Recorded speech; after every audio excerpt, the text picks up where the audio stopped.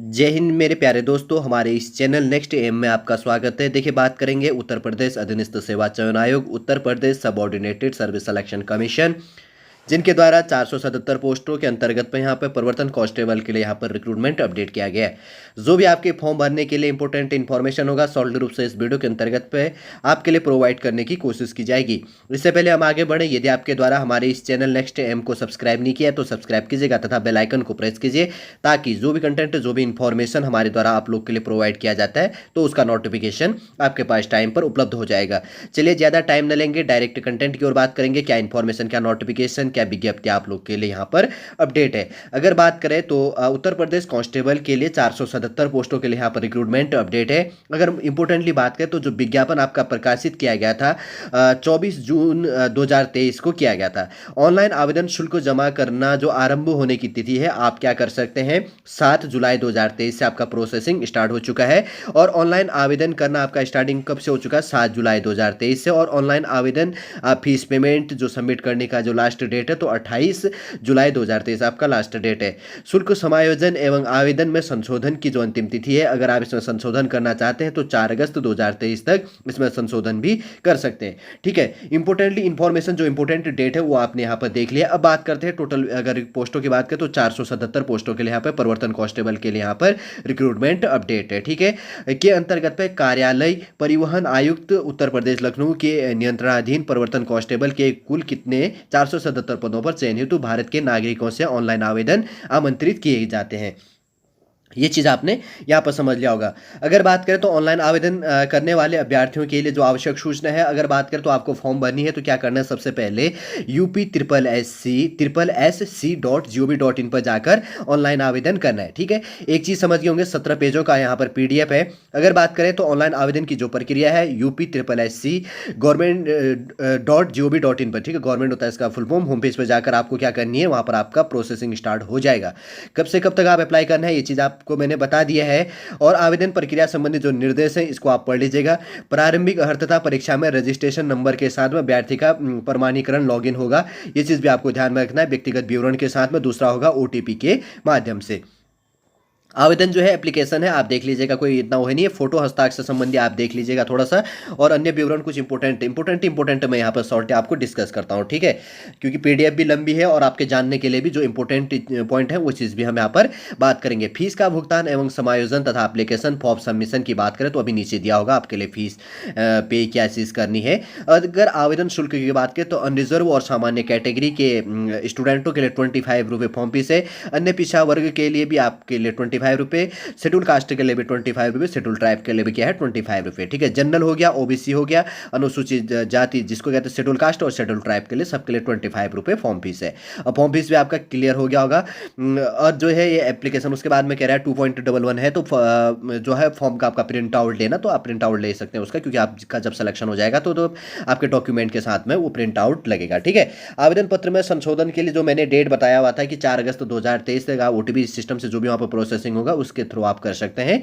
और बात करें तो अभ्यर्थी द्वारा अपने आवेदन पत्र में निम्नलिखित विवरणों को ही संशोधन किया जा सकता है। देखिए, जो संशोधन करना है यहाँ पर ABCDEFG करके दिया गया। नाम में वर्तनी की गलती, अगर नाम में कोई वर्तनी लैंग्वेज मिस्टेक है, और फादर पिता पति के नाम की वर्तनी में कोई मिस्टेक है, पत्राचार का पत्र आपका एड्रेस गलत है, अन्य व्यक्ति विवरण जैसे EWS एवं क्षैतिज आरक्षण की श्रेणी के संबंधी जो चीज़ें हैं वहाँ पर कोई मिस्टेक है, जाति संबंधी अगर कोई चीज़ है तो जेंडर संबंधी है, आवेदन में अनिवार्य अधिमान्य अर्हता संबंधी दर्जा किया गया विवरण अगर आपका कोई चीज मिस्टेक हो जाता तो आप क्या कर सकते हैं, उसको 4 अगस्त 2023 तक करेक्शन कर सकते हैं।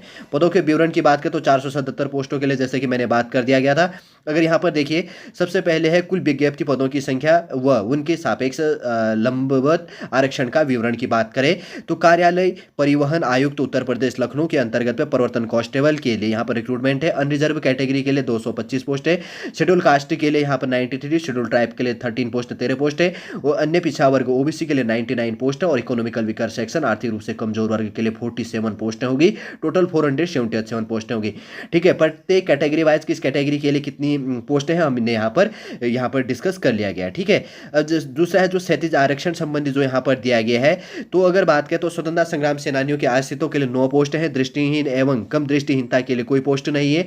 और लास्ट में देखते हैं और पोस्टों के लिए जिसके लिए यहाँ पर पोस्ट है। तो सैन्य विनियोजित भूतपूर्व सैनिकों के लिए 23 पोस्ट होगी, फीमेल के लिए 95 पोस्ट है और उत्कृष्ट खिलाड़ियों हेतु 9 पोस्ट है यहाँ पर रिजर्व है। ठीक है, किस किस के लिए रिजर्व है? स्वतंत्रता संग्राम सेनानियों के आश्रितों के लिए 9 पोस्ट है, और उसके बाद में जो भूतपूर्व सैनिक है और सैन्य वियोजित है तो 23 पोस्ट होगी, फीमेल के लिए 95 पोस्ट है, और उत्कृष्ट खिलाड़ियों हेतु कितने 9 पोस्ट है यहाँ पर रिजर्व है। ठीक है, ये भी समझ लिया होगा किस कैटेगरी के लिए कितनी रिजर्वेशन के लिए कितनी वैकेंसियां हैं।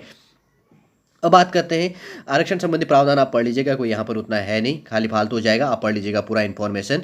अगर इंपॉर्टेंट क्वालिफिकेशन की बात करें तो अनिवार्य अर्हता की बात करें तो उत्तर प्रदेश परिवहन विभाग प्रवर्तन कर्मचारी समूहगत सेवा नियमावली 2022 के अनुसार सेवा में प्रवर्तन कांस्टेबल के पद पर सीधी भर्ती के लिए अभ्यर्थियों के लिए माध्यमिक शिक्षा परिषद उत्तर प्रदेश की इंटरमीडिएट परीक्षा या सरकार द्वारा उसके समकक्ष मान्यता प्राप्त कोई परीक्षा उत्तीर्ण करना आवश्यक है। प्रवर्तन कांस्टेबल के पद पर चयन हेतु अभ्यर्थियों द्वारा लिखित परीक्षा के साथ कंप्यूटर प्रवीणता परीक्षा एवं शारीरिक प्रवीणता दक्षता परीक्षा उत्तीर्ण किया जाना तथा शारीरिक मानकों को पूर्ण किया जाना आवश्यक है। अगर फिजिकल टेस्ट की बात करें तो पुरुष अभ्यर्थियों के लिए न्यूनतम शारीरिक मानक निम्न है। हाइट की बात करें तो अनुसूचित जाति के अभ्यर्थियों के लिए न्यूनतम हाइट 160 सेंटीमीटर, और दूसरी बात करें तो अन्य अभ्यर्थियों के लिए न्यूनतम हाइट कितनी है? 168 सेंटीमीटर होना चाहिए। अगर चेस्ट की बात करें तो बिना फुलाए आपका 77 सेंटीमीटर अनुसूचित जाति के लिए, और फुलाने के बाद में 82 सेंटीमीटर होना चाहिए, और अन्य कैटेगरी के लिए बिना फुलाए 79 और फुलाने के बाद में 84 सेंटीमीटर होना चाहिए। न्यूनतम 5 सेंटीमीटर का जो चेस्ट फुलाव आपका होता है। ठीक है, अगर नॉर्मल है, जितना आपका नॉर्मल चेस्ट है तो उसमें 5+ आपका फुलाव होना चाहिए।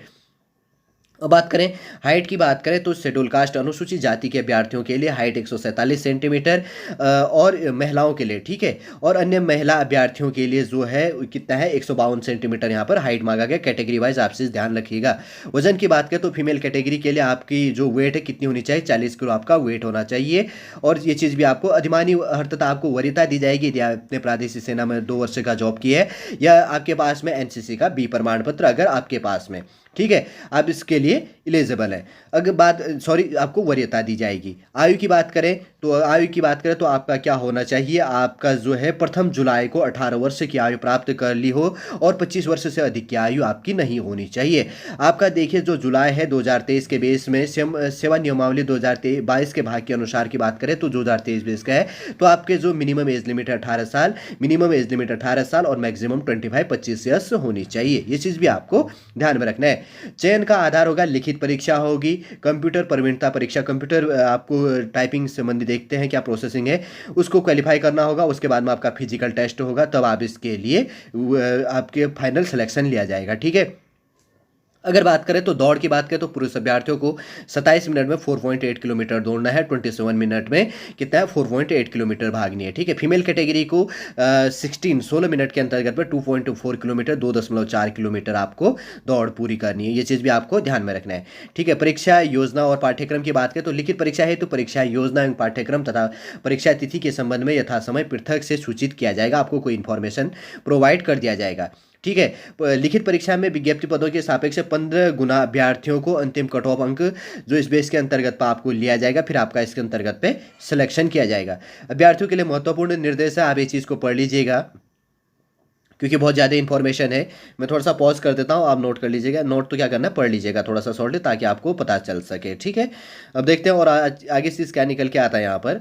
वैसे तो शॉर्टली रूप से जो है 12 पेजों का इन्फॉर्मेशन और बस डॉक्यूमेंट संबंधी है कि आपको जो प्रमाण पत्र संबंधी जो चीज़ें हैं यहाँ से अगर प्रिंट करके फिर बाद में आपको जब आपका सिलेक्शन हो जाएगा तो तब आपको सबमिट करनी होगी। देखिए, Uttar Pradesh subordinated service selection commission के अंतर्गत पे 477 पोस्टों के लिए जो रिक्रूटमेंट अपडेट किया गया है, जो भी आपके फॉर्म भरने के लिए इंपॉर्टेंट इन्फॉर्मेशन है वही शॉर्टली रूप से इस वीडियो के अंतर्गत पर आपके लिए प्रोवाइड करने की कोशिश की गई है। उम्मीद करूंगा दोस्तों आज का इन्फॉर्मेशन आपको समझ में आएगा। यदि आज का इन्फॉर्मेशन आपको अच्छा लगे लाइक कीजिए, कमेंट कीजिए और हमारे इस चैनल नेक्स्ट एम को सब्सक्राइब कीजिएगा। वापस हम नेक्स्ट क्लास के अंतर्गत